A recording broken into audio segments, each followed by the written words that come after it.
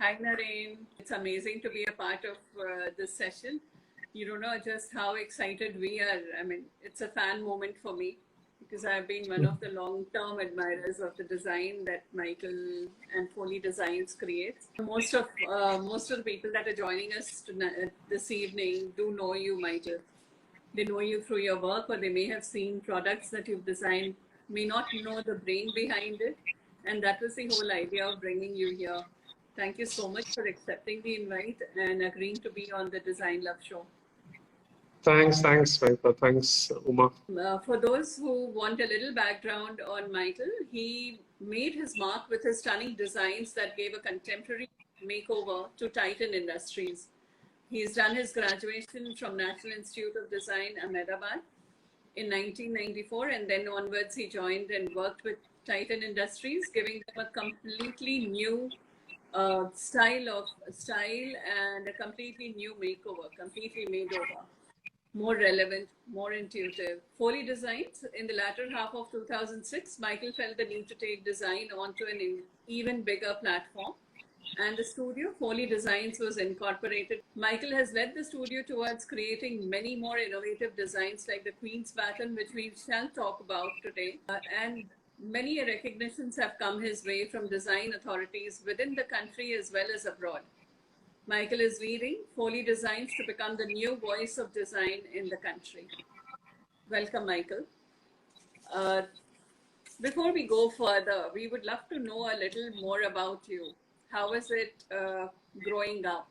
Where did you grow up? Yeah, so I think for me, it was a lot of my own personal interest that ended up being a career for me.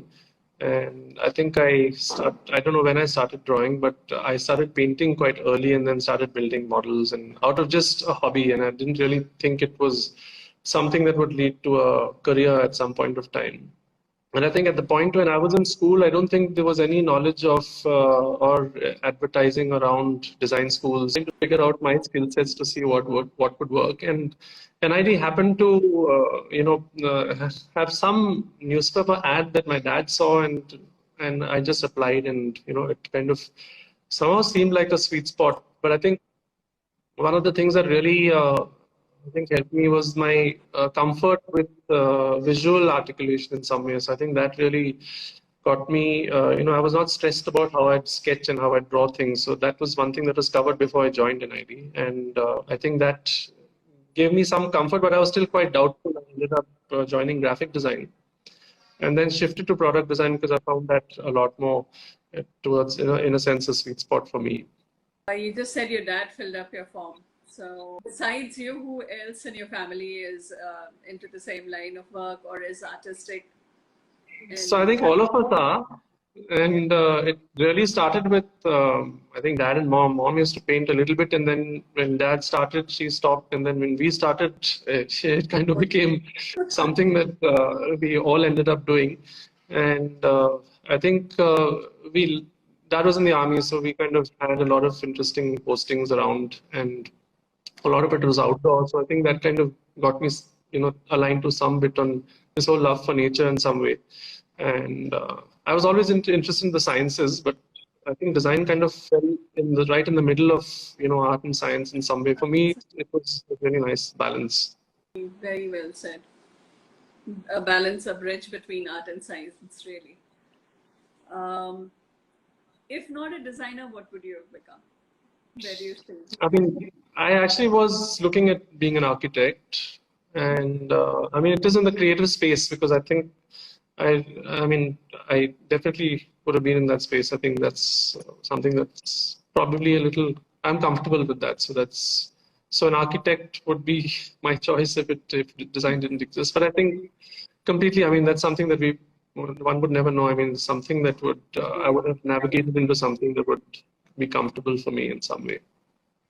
So I ended up at Titan because of this. I think my interest was, when I started studying product design, I ended up looking at this whole idea of a combination of, like I said, art and science in some way. And I thought watch design in some way kind of really fit well, and it complemented my skills well. So I actually started looking out for companies that would hire watch designers, and that's how I went around looking for an internship. And that internship ended up becoming a career for me, and I spent about 13 years with Wow. Titan, starting there. So within Titan, which one was the first product that you would have had a chance to get your hands on and, Yeah. revisit the.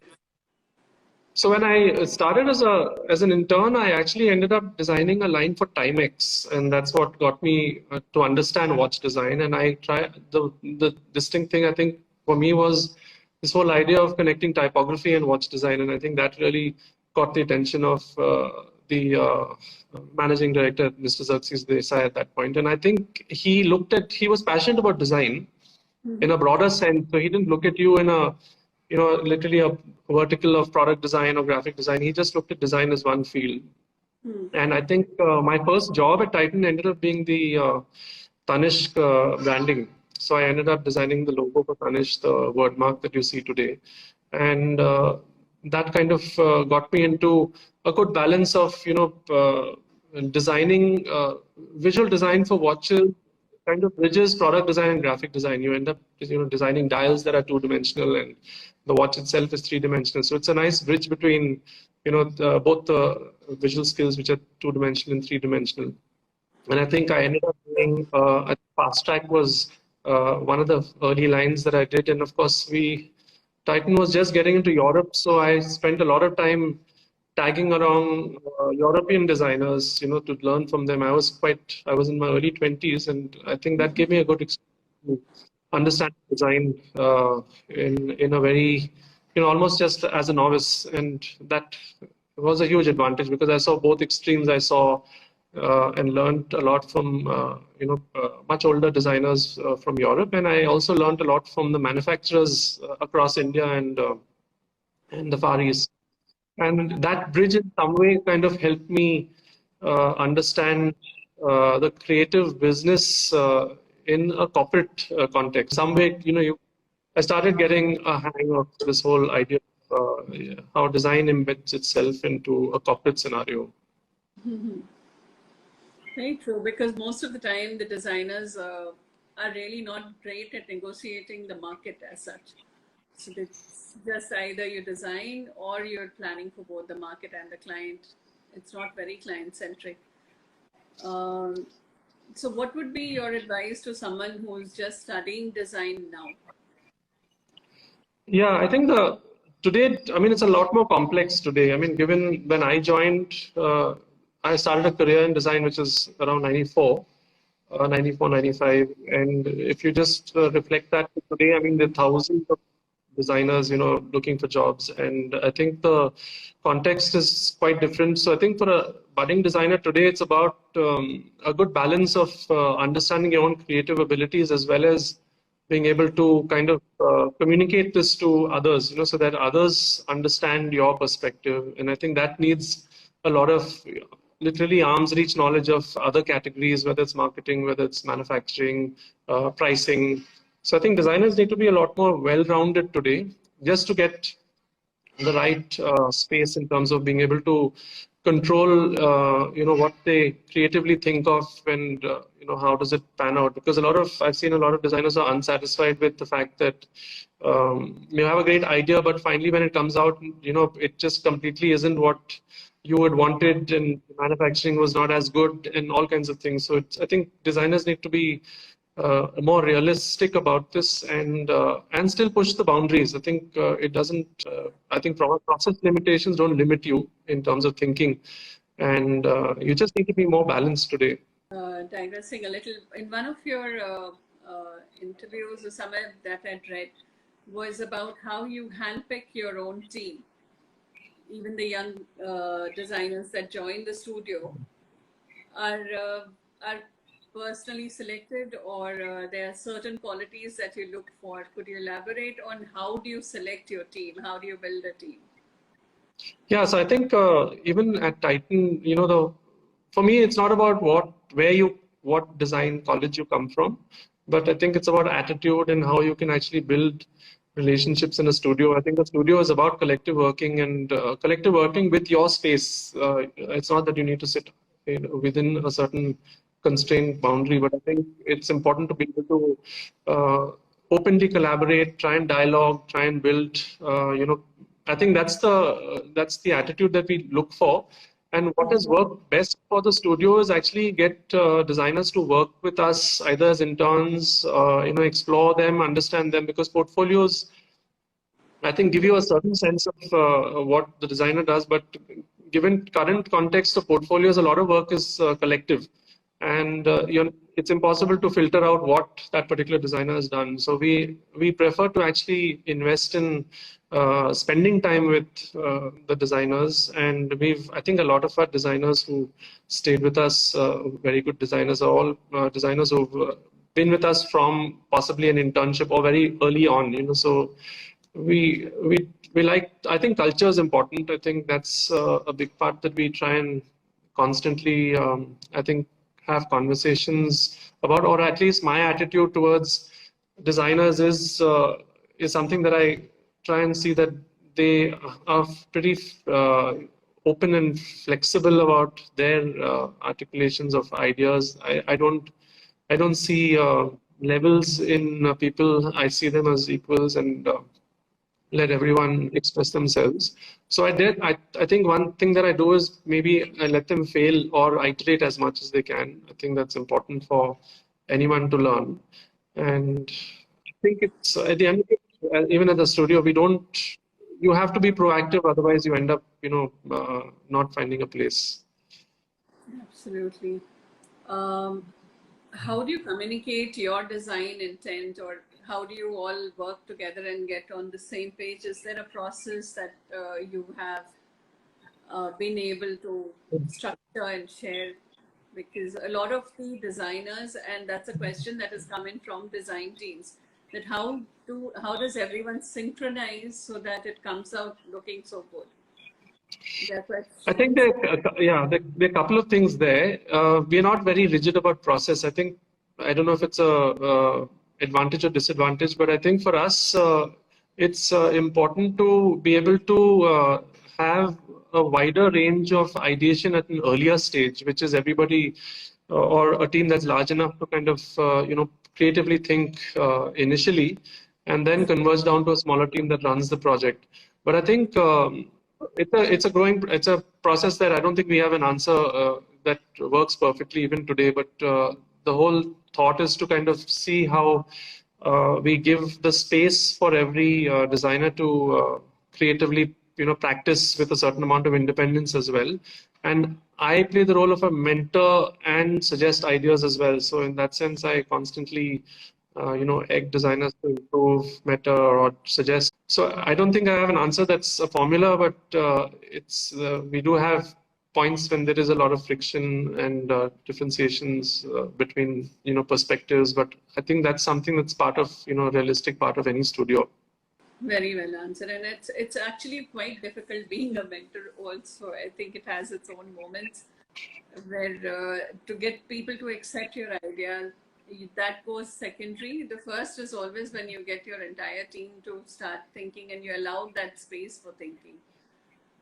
Yeah, I think it's also reflecting on who you design for and being able to build a good relationship with people you design for. I think even if you get a 20-page brief, you might not design it well, even if you have all the information. But I think the moment you have dialogues with a client, for example, and understand their perspective, and their context of where the brand is, it kind of opens up a sharper, interpretation of solutions. Having said that, I think we, as a studio, you also need to keep pushing your own perspective to some level. You're designing for another brand or another company, so in some sense, you are not subservient, but I think you have to be able to be supportive to that role. This is so much about conservationist, and would you like to talk about what the sculpture denotes?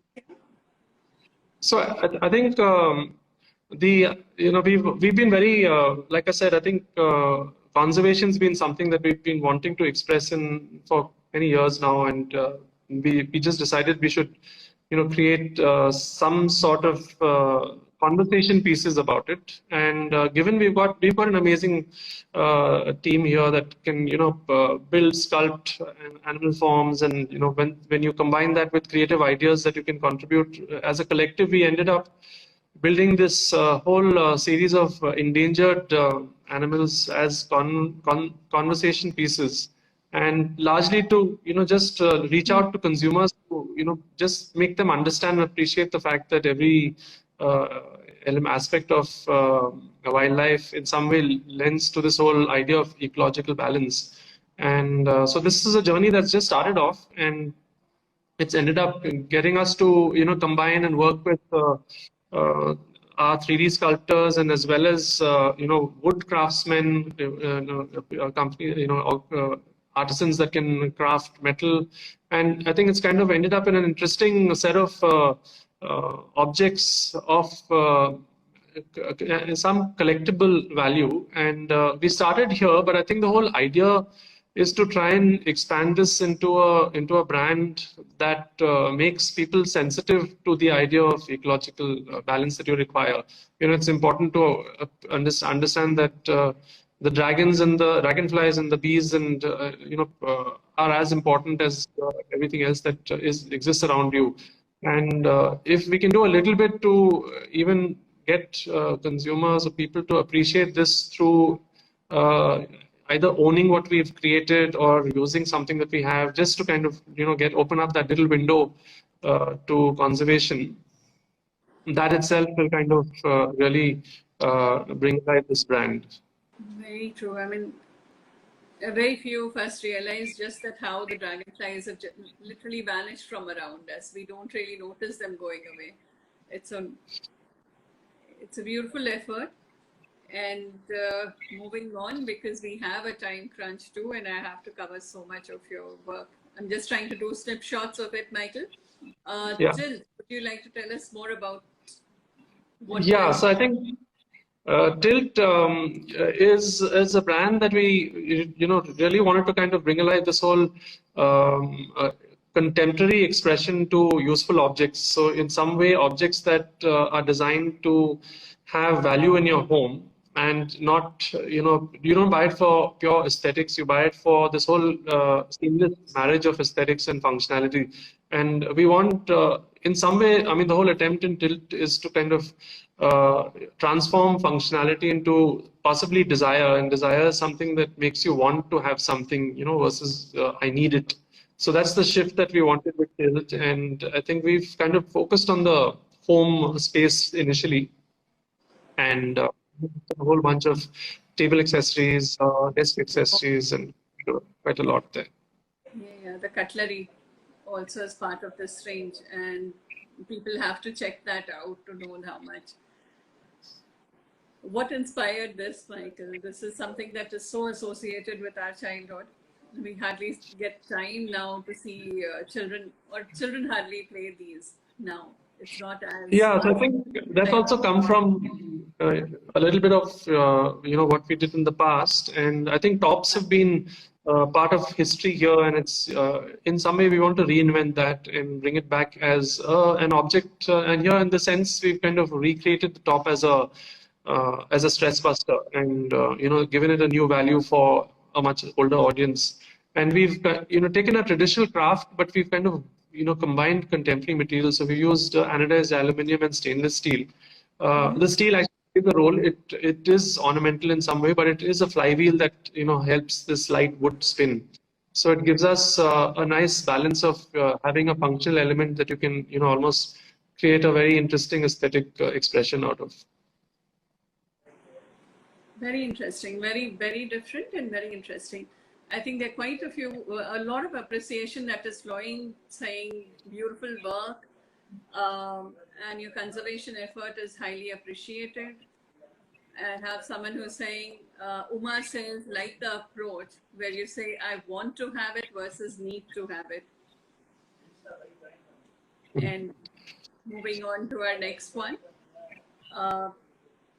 It really caught my attention, because very few people would bother about the dustbin, garbage space.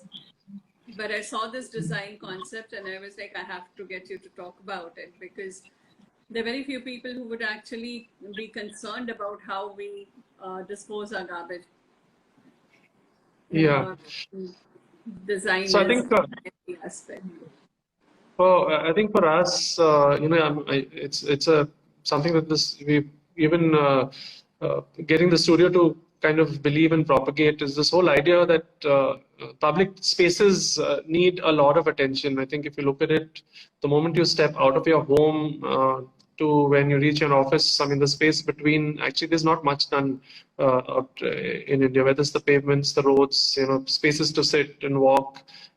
All of it needs some amount of rethinking. And I think we said, let's look at this whole idea of rethinking that. So we had a whole bunch of sketches that we created, and we've started, materializing some of them from a home food composting perspective or waste picking, etc. But the whole thought is, it's not about just creating design expressions, but how do you literally build this whole idea of, for example, if it's waste collection in India, I think it's still seen as a profession that's not very, there's not too much dignity in it. So I think the moment you kind of embed dignity in design, that itself transforms what you create for waste collection in some way.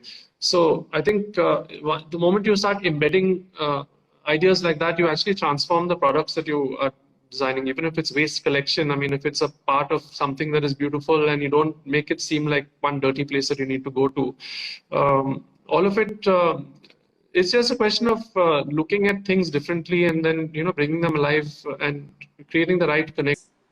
And here, one would think that this is right up the street for citizenship and collaborations within communities, within the community, to take up this kind of a design activity and try it out as a prototype within the community. Do you want to explain the design a little more so that our audience understands what it is that you're trying to do here and what it's so I think, so if you look at these, I mean, these have kind of ended up being transformed into a couple of other initiatives that we are working with. For example, waste collection itself. That was specifically looking at the whole idea of, a lot of women collect waste on the streets and very few men in some sense. And the menial work is done by women. And I think we wanted to kind of rethink that and kind of create the right convenience for the lady who was actually helping clean streets. And the thoughts were quite a few. In this particular one, we thought of, how do you kind of partially motorize it so it kind of reduces your own load, of pushing it. And how do you look at the whole smaller aspects of, that person would probably bring a lunch bag along. There's a raincoat, an umbrella. How do you keep it with a vehicle or mobility device that actually collects waste? And how do you partition that? How do you look at that? So I think the whole thought is we were looking at pavements in the other one, which is, just look at pavements and rethink pavements. So we've actually looked at ideas where we've done, counterweighted seats where in pavements, there's very little footprint of pavement in India. And can we create seating that doesn't remain like a seat, but, stands up, counterweights vertically, so it kind of reduces its footprint. So a lot of ideas have stemmed out of these sketches that we are slowly putting into place in terms of prototypes. Because they are both very relevant. One about the traffic and the other about garbage disposal. Very few designers would be as sensitive to what is the need of the hour and be able to suggest practical points. You're also in the right city, Bangalore, where all people are so much more aware, and you have a very supportive government also. So let's hope this gets taken up there as well as other parts of India, considering that we have a nationwide drive going on for Swachh Bharat. Maybe somebody should look at these designs, and I'm sure, like me, a whole lot of people who have joined us today would be willing to take this to the right authorities. The next one also is something that fascinated me. It's about the urban jungle that we live in, and yet we're concerned about the birds and other life ecology. So have you been through this ever in any building? I think these were the time that I sketched these out. These were actually sketches to make people aware that look at things beyond your own perspective and look at coexistence. And coexistence is important. I mean, Indian streets have dogs, cows, buffaloes, birds, all kinds of things. So I think this. If you have a viewpoint on that, how do you kind of make that more a part of life versus almost like something that you don't want on the streets? So this whole idea of how do we pigeons is a big everyone keeps talking about pigeons and how they mess up buildings, and so this was an expression that I created as a sketch for a presentation where I was sharing this with a lot of people just to open their minds on ideas like this. And yeah, I mean, I haven't got anyone to kind of embed this, but hopefully it's kind of helped transform some of their perspectives in terms of looking at things differently. The next one here that I have is, I know you've done a whole lot of work on conservation and preservation of energy as well. You have that entire installation that you've done near the airport also. It's an airport or it's near the mall, somewhere where we have all the solar driven? That's a roundabout at the airport that we done an installation, a lighting installation, and yeah. So this particular one that you're seeing there is actually this whole thought of like what I had mentioned just a little while earlier is this whole idea of how do we make products. Some of this becomes redundant when it's not used. For example, a seat when it's not sat on is redundant in some way. So I think the whole idea was, can we make objects that have a life all the time? So this is a street lamp that shows time for a person who's driving by. It is sensitive to in the environment. So in the day, a street lamp actually is a dead object in some way. And here we were trying to express this whole thing of a sensor-based roof that opens up to provide shade if it's a hot day or if it's a rainy day. So it kind of creates this whole idea that objects need to have a larger perspective than what they currently designed for. A street lamp today is just for the night. And I think the whole expression here was to look at how we could expand that. And I think seating here, again, we were looking at, if you don't sit on it, it's just a dead object again. And could it work as a map? Could it work as an installation that could give you information about the street? Or it could also be an advertising panel. So these thoughts that kind of opened up, how do you transform commonplace objects, commonplace furniture elements into something completely different? And if you apply this whole principle to a whole range of things, it can transform a lot of the public spaces that we have. Very, very true. Very smart public design. It's public space designing that you proposed in the last few slides. That is what we've tried to share. Coming to the pandemic, I know you've been doing a lot of work. So how now that this is going to be, the virus is going to live with us, we are going to have to deal with it, and there's newer ways to handle our socialization or social play. So what else have you been doing? What have you been doing during the pandemic, and what is Foley Designs offering us? So I think it started off in March. I think that's the time when the lockdown started. We in some way preempted, saying that as a studio we've been doing work on multiple things, and let's just try and find a way of contributing on ideas. And we as a studio started building a lot of these solutions, and they initially started off as ideas that we wanted to commercialize as production that we could get, but that's like an enormous challenge. We're still battling with that whole idea of how do I commercialize everything that we think of. But I think what a lot of the work that we did around the pandemic was to support agencies, NGOs, to help them look at some of these solutions and see if they can adopt them themselves. So some of these were put up as open source solutions by a couple of NGOs as something that anyone could adopt. And we also helped to manufacture with cardboard beds and how do we build that and things like that. So I think the idea was not about it moved from how do we monetize this to kind of see how much we can express and provide, because at the end of it, somewhere down the line, this will translate into a greater sensitivity to this whole situation. And I think pandemic is really changed our perspective. It's kind of given us a fairly challenging point of view, but I think in the last 6 months, we've been creatively wanting to do so much more because of the challenges that exist.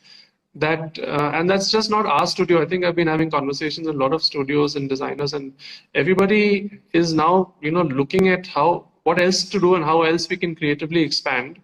And it's really leading up to also this whole certain amount of open source thoughts, which is, can we collaborate? Can we, just forget the fact that this is something that I own as an idea, and can we work with somebody and just get it out there?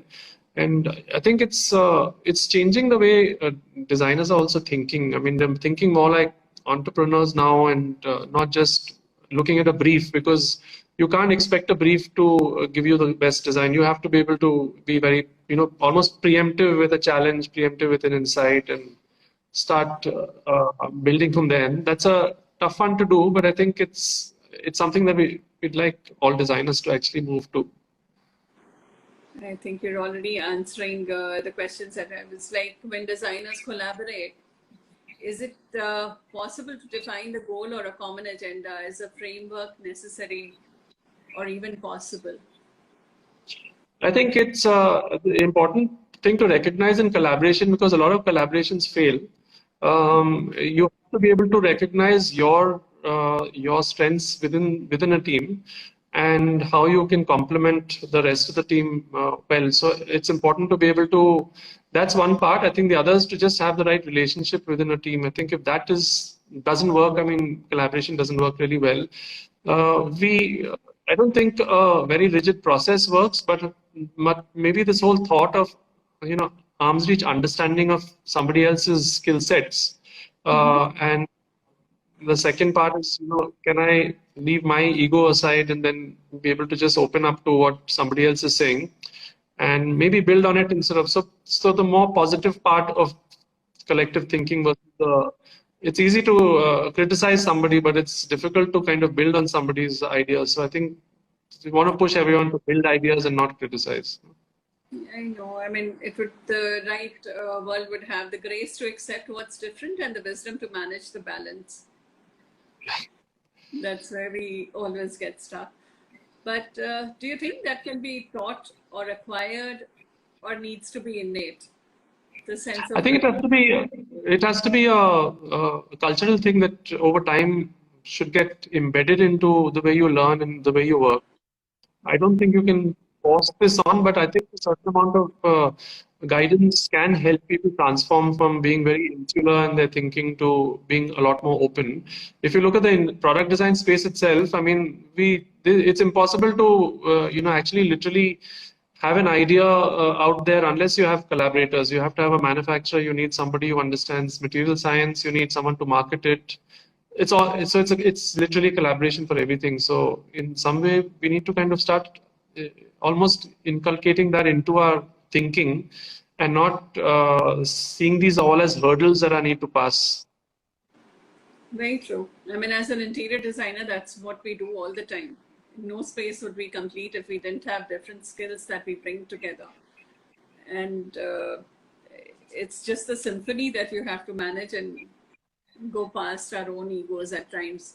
There's a simple person, a skilled worker at site that can correct a whole lot of things that comes because he knows the work. It has to, so knowledge can come to you from different corners, and the humility to accept it is important. Moving, the next picture is a favorite, because I think that's a product that a lot of women would relate to. Is the kind of jewelry that you're designing at Sculpt. So tell us about Sculpt and more about this. So I think Sculpt also started with this whole idea of, we have a team, we've got very creative designers, and we wanted to kind of create this whole, build expressions that we almost germinate from within ourselves. And so the whole thought in Sculpt was, we started off with jewelry, but we're actually planning to expand this into many other things. But the idea is to kind of make storytelling become larger than life. Then the material value of a product. And that's why, even the jewelry here, you start looking at it not from what material is it made of, but more what's the story behind this. And if you like the story, you'll buy it.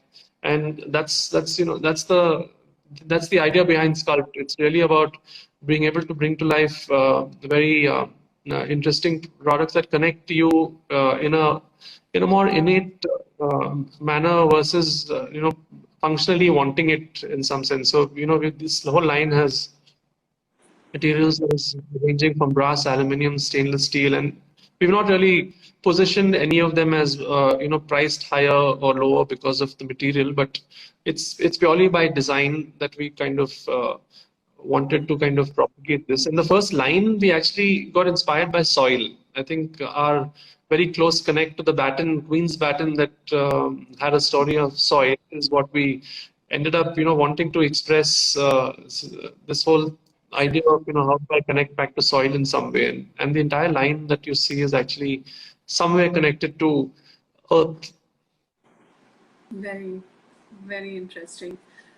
And as people are really appreciating all that you're saying, yes, we need to learn. Thank you, Nidhi, for saying that. And then Apur says, well said, integration of different skills is very important.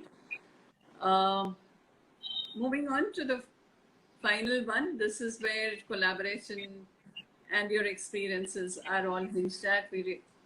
There's so much that you've done with sports, Michael. You've designed for IPL, you've designed for Kabaddi. We have Commonwealth, which is there on the screen. We have a Formula One trophy. You've also designed Java motorcycles. So what is it with sports? Is there a favorite sport, or have you been a sports loving person? Where does it all go?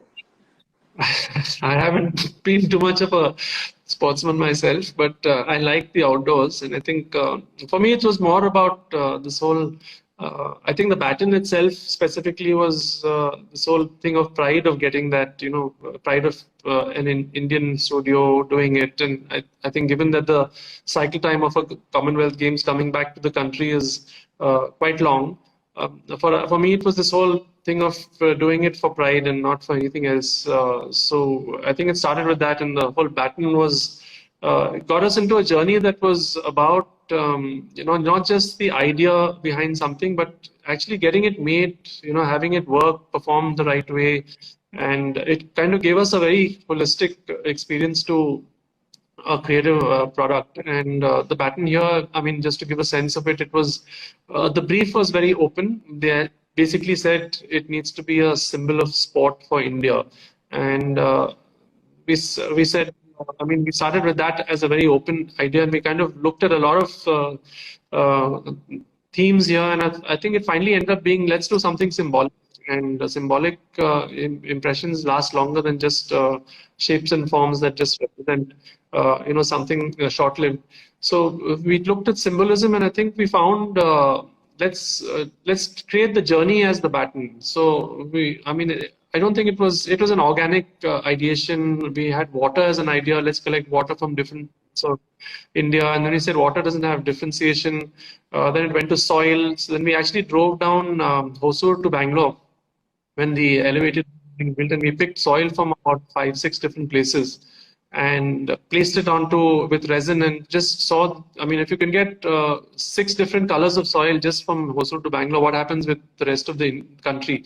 And so we said we loved the idea, and it just opened up to, let's create the baton with soil. And I think that evolved into an idea that spoke about India in some way. I think India is about being rooted in some way. And I think in India of the future is about technology. It's about looking ahead. So we kind of created this symbol that combined being rooted, which is earth, and the whole idea of looking ahead, which is using technology. So we actually created this whole GPS-enabled baton that changes colors of the flags as it moves from one city to another across the country, across the different countries. And that itself, almost customized the baton. So I think here's where we opened up to this whole idea of collaboration a lot, because we were a very small studio, and the government actually said, if you don't have good big partners, you won't get this. That was something that we kind of got a sense at that point. So we look for partners for manufacturing. We look for partners for electronics and just to help us in logistics of getting this done. So literally, we had the Indian Army who helped us with the soil because they had reach right across the country. And in a single month, we actually got soil picked up from every state in India, from right down from Andamans going up to Leh Ladakh. And we had that happen. And then we kind of worked with a couple of companies just to use their labs to, figure out how to impregnate soil onto fabric. We worked with a very small security hologram manufacturer. It ended up becoming a collaboration of very small and large companies, like Titan and Bharat Electronics. And so it kind of created this very interesting mix of people who all did it for pride. It was not about the money. And it was something which is, one of its kind. And that experience, so collective vision really, got everyone to just excel in this whole creation. Amazing. I think Oman's right. Someone's reflecting. At one point, we used to get 3 colors of sea sand at Kanyakumari. Not sure if it exists anymore. Soil colors as diversity, unifying as one design. Wow. In fact, there's a lot of them writing amazing. That's amazing. Vijay says that's amazing. Chinmay says that's amazing. I mean, all of them are touched by this, and this touches a chord. We're all such proud Indians. There's Jayanti Rao saying awesome and innovative designs. And there's someone who said soil and customized pattern, fabulous. Innovative inspiration from the soil, transformation. So with that, I would, there's so much about your work, Michael, that I could go on sharing and keep asking and listening to you, because the way your mind works and the way the inspirations have come in, your work is phenomenal. We look forward to whatever you're designing and what are you doing currently, and what is it that keeps you excited right now?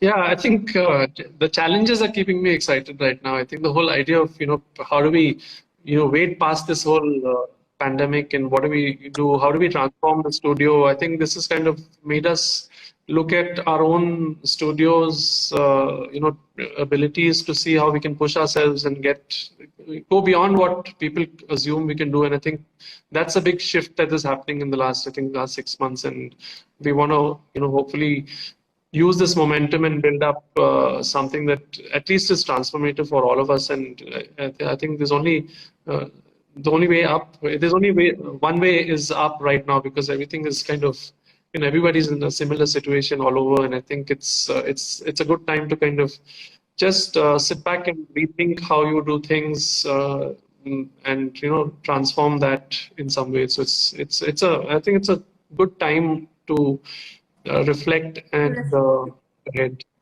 Reinvent, basically. Yeah.